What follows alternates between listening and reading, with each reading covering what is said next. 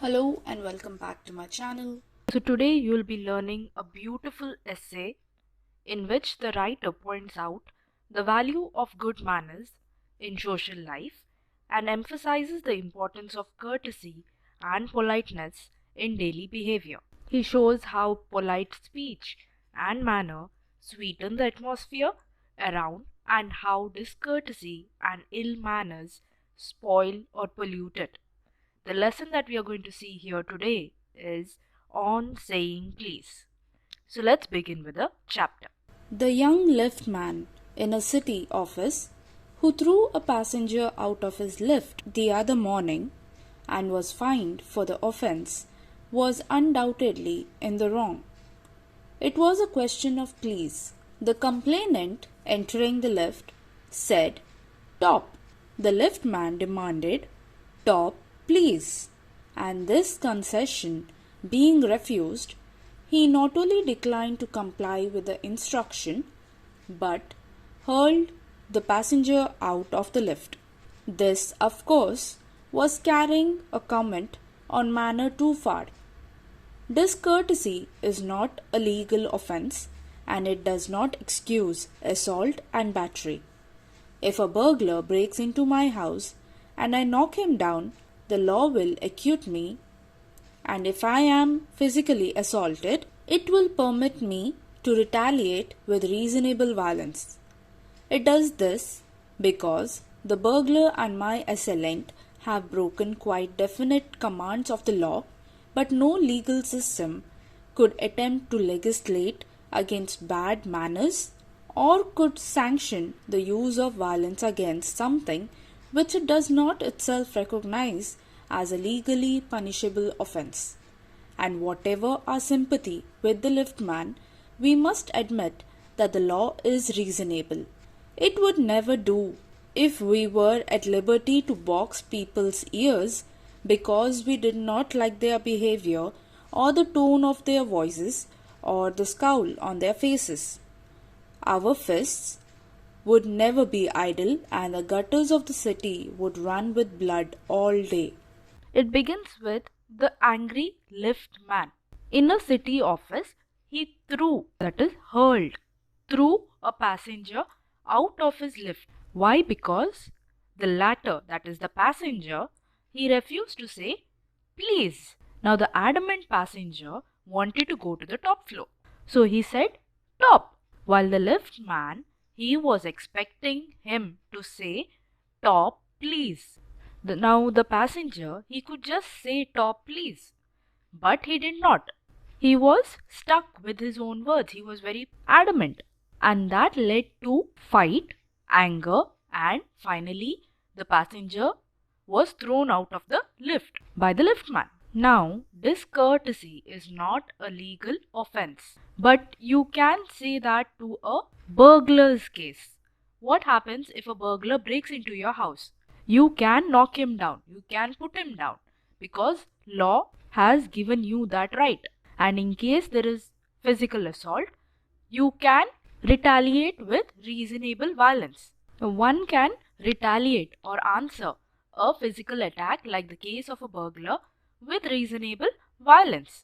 Law permits and excuses such violence, but bad manners and lack of courtesy are not legally punishable offenses. Even if someone is impolite, we cannot be violent with him or her. Law does not give us that freedom, that liberty to use violence, that is boxing people's ears, because we did not like their behavior or the tone of their voices or the frown on their faces. Violence is not justifiable because it will only lead to further violence, and the gutters of the city would run with blood all day.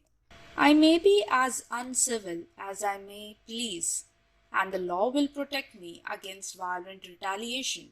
I may be haughty or boorish, and there is no penalty to pay except the penalty of being written down an ill mannered fellow.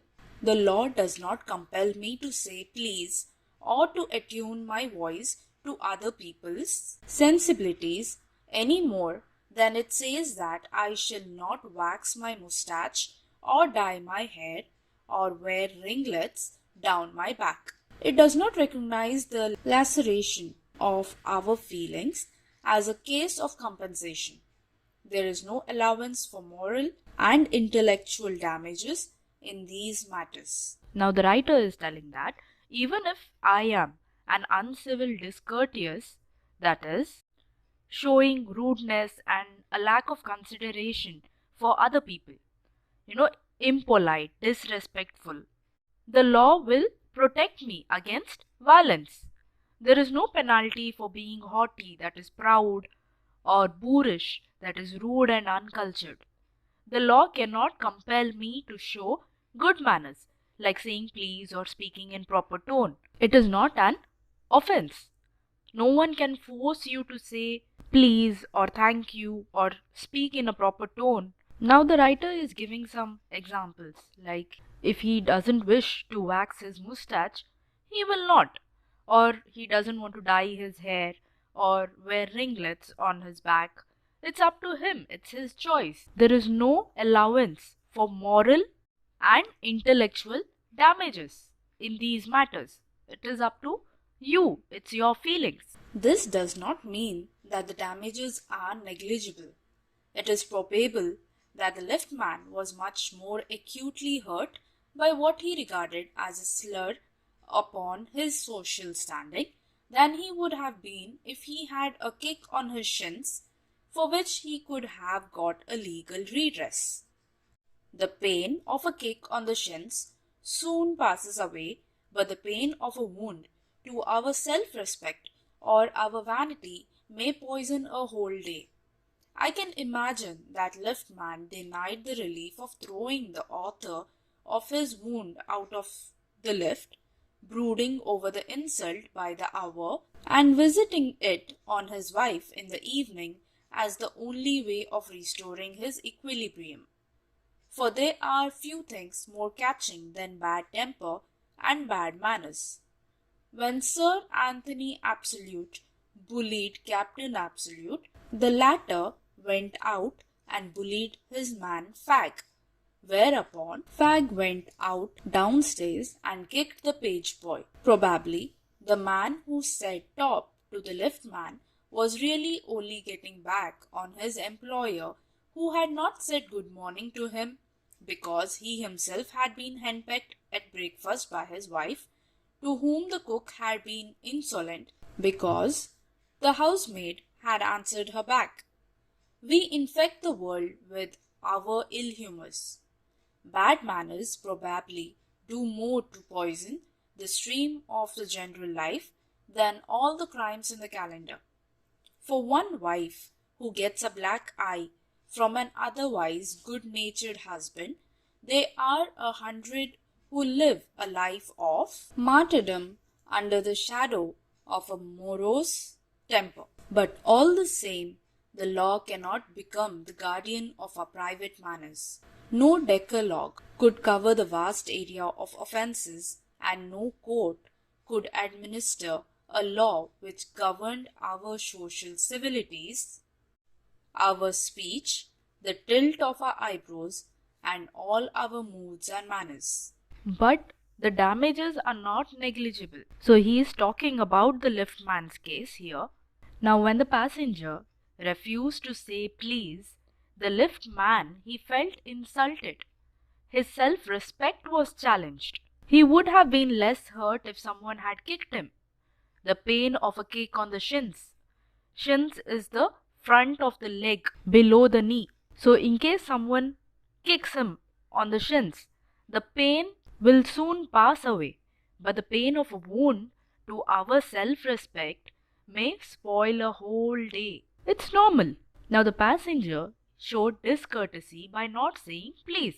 But not saying please is not a legal offense. The liftman was fined for the physical attack. Bad manners and bad tempers are infectious. Now there is a scene from The Rivals when Sir Anthony Absolute, he bullied Captain Absolute. So the latter went out and bullied his man Fag, whereupon Fag went out downstairs and kicked the page boy. So mostly the man who said top to the liftman, that is the passenger, he was only getting back on his employer who had not said good morning to him because he himself was not welcomed properly by his wife, to whom the cook was not good because the housemaid had answered her back. So it is infectious. So there are a lot of cases like that which happens in our day-to-day life. But the law cannot become the guardian or the protector of a private manners. No court can authorize a law which can be dealt with the mood and the manners of people. But though we are bound to endorse the verdict against the liftman, most people will have a certain sympathy with him. While it is true that there is no law that compels us to say please, there is a social practice much older and much more sacred than any law which enjoins us to be civil. And the first requirement of civility is that we should acknowledge a service. Please and thank you are the small change with which we pay our way as social beings. They are the little courtesies by which we keep the machine of life oiled sweetly. They put our intercourse upon the basis of a friendly cooperation and easy give and take instead of on the basis of superiors dictating to inferiors. It is a very vulgar mind that would wish to command where he can have the service of asking, and have it with willingness and good feeling instead of resentment. But as we all know that there is no law that will compel us or force us to say please or thank you, but it is a social practice, much older and which is much sacred than any law. And this is something that we do it by ourselves. So obviously people will have a certain sympathy with the liftman. So politeness and good manners are the basic requirement of civility. Please or thank you are small words, but these magical words have a great effect on mutual relationship.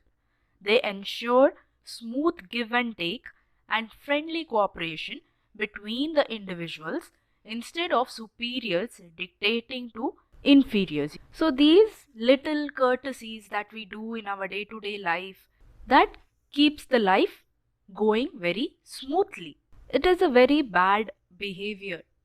We could say that if we wish to command something, instead of asking them, and they will be willing to do it happily.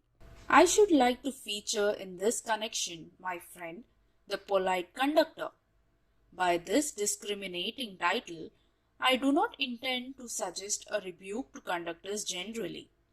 On the contrary, I am disposed to think that there are few classes of men who come through the ordeal of a very trying calling better than bus conductors do.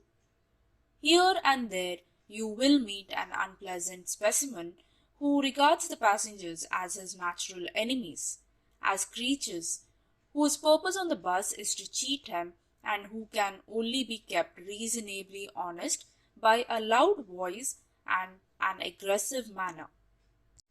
But this type is rare, rarer than it used to be. I fancy the public owes much to the Underground Railway Company, which also runs the buses, for insisting on a certain standard of civility in its servants and taking care that standard is observed. In doing this, it not only makes things pleasant for the traveling public but performs an important social service. So now the writer talks about one person, his friend, and that too a polite conductor. Now he is generally talking about this person, but not to all the conductors. He is just referring to this one particular conductor. Now many bus conductors, they don't have good relation with the passengers. They think the passengers are their natural enemies who want to cheat them. They try to control the passengers by a loud voice and aggressive manner. You must have experienced this by yourself. So now the writer had a very good experience from a bus conductor who was very polite and passenger friendly. I do hope you have understood the lesson till here. In case you have any doubts, you can comment below and do subscribe to my channel for more videos. Thank you and stay safe.